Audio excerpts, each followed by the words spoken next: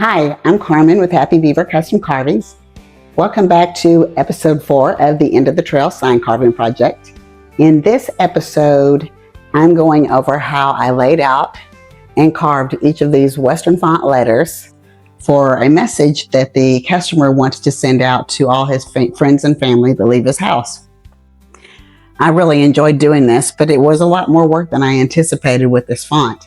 But it was a lot of fun, so I hope you enjoy it. If you do, then like and subscribe, and let's go ahead and get started. I started out with trying to mark straight lines all the way down the board using a straight edge piece of wood going down the very center. This actually was a little bit challenging for me, as for some reason when I got done with this straight edge, the right angle, everything was off. But I did it a few times and it worked out. So now I'm just cleaning it with some denatured alcohol to make sure that the vinyl will be able to stick to it, and laying out the vinyl so that it's centered on that center line. This looks easy when you're doing it fast, but it kind of was a little difficult. And look, I got it done in no time.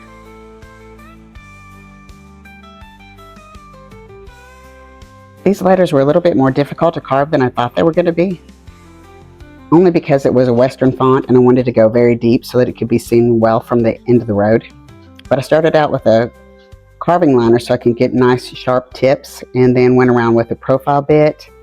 And I wanted a smooth texture, so I went in with a spiral upcut bit, which did break out a little bit of the letters when I started sanding them, but I ended up fixing them in the end, so that was nice. I did put texture in the happy trails just to let it set itself apart, and everybody really likes texture. And the carving is done. I'm going to start out with spraying all the letters with polyacrylic just to seal them so that when I spray the black and blue paint, it doesn't bleed into the wood. So I'm getting a good spray on in all the areas that could be tight. And I just let that dry all the way because it is water-based, and I'm using I guess it's an oil-based, the regular spray paint, black matte paint, and cobalt blue paint.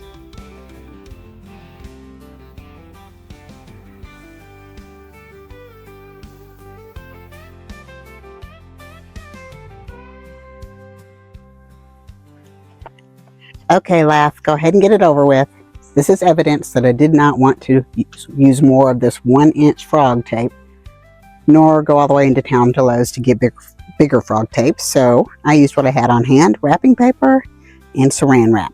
I'm covering what I don't want painted with saran wrap, because I'm going to start out, we're going to see what this Happy Trails will look like in an Oxford blue. Really would have wanted this in a matte, but I think I sealed it good enough. If I take it slow and do a few coats in different angles, I won't have any bleeding. So I'm just going to spray it this angle first. And if we don't like it, you spray it with black. Cover it up.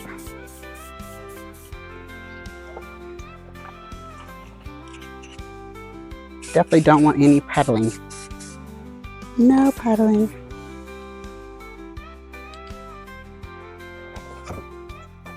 I was going to use patriotic blue, but then I got to thinking that's just kind of really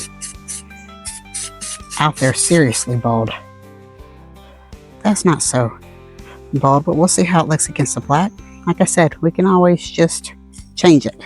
So I'll do a couple coats of this and come back and show you the black.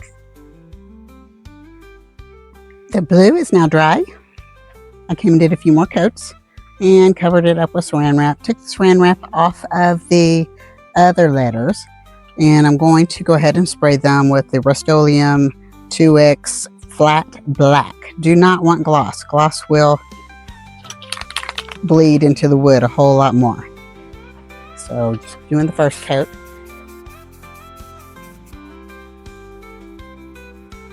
I really do take this very slow. It's worth the extra time because I do not like it when it looks like smudge marks are everywhere and there's nothing you can do to get them out. You would think that you could just sand it out, but no. That doesn't happen. is, it's like the wood's still trying to live, even though it's been cut down for a year. And I'll come back and do all different directions.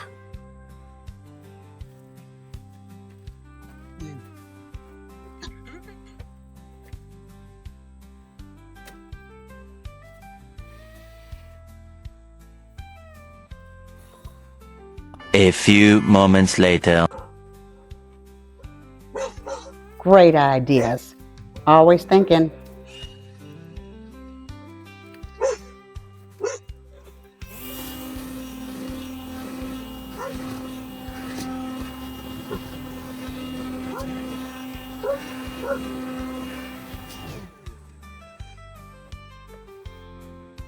Two hours later.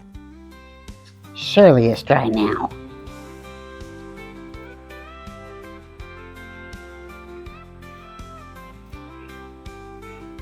Just waiting and waiting. One eternity later.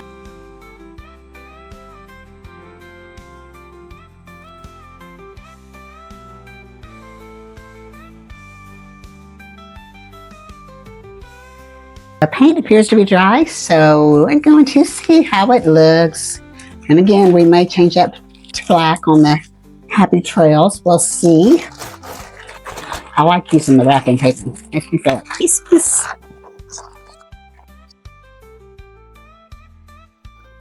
There's a lot of vinyl to pull up. This is why I can't keep nice fingernails. This took a little bit longer than you would think.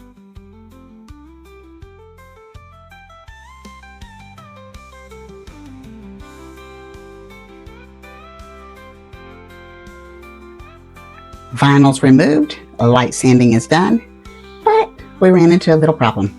The sander caught the edges of a couple of the letters because they are carved deep. So like in the T, this was all knocked off. Another T, that one was all knocked off.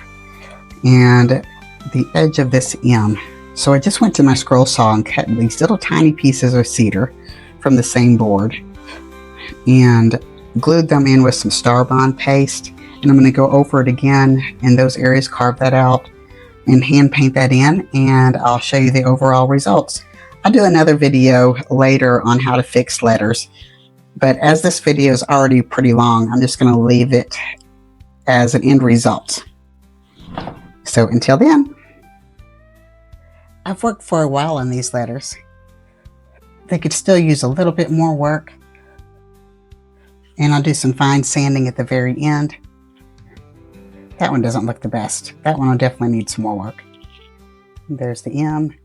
But all in all, in the whole scheme of things, they will not be noticeable whatsoever. But just to please myself, I will continue to work on them after we get done with the painting on the opposite side. And here we are at the end of episode 4, the end of the trail sign carving project. In this episode, I covered laying out the letters with the Cricut vinyl in this beautiful Western font.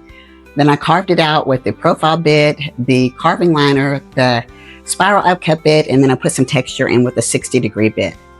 All these bits were purchased from makeawoodsign.com. I left the link below, so if you want to ever decide you want to do some sign carving projects, just check them out. They have everything you need for starting sign carving and continuing on your journey, and also excellent videos on how to go about this. I also covered how to fix little nicks from where my sander kind of nicked out the little tips of these letters, but I'll do a more detailed video later. In episode number 5, we're going to go back to the front of the board. This is a big board, so ignore the overspray. But we're going to go in and we're going to paint the sunset and the water, well, the reflections of the sunset on the water, and kind of leave the grain showing as much as possible. I'm very excited about doing this, but a little bit nervous about it too. So I'm going to take you along this journey with me. Be patient and we'll have fun. Until then, happy trails.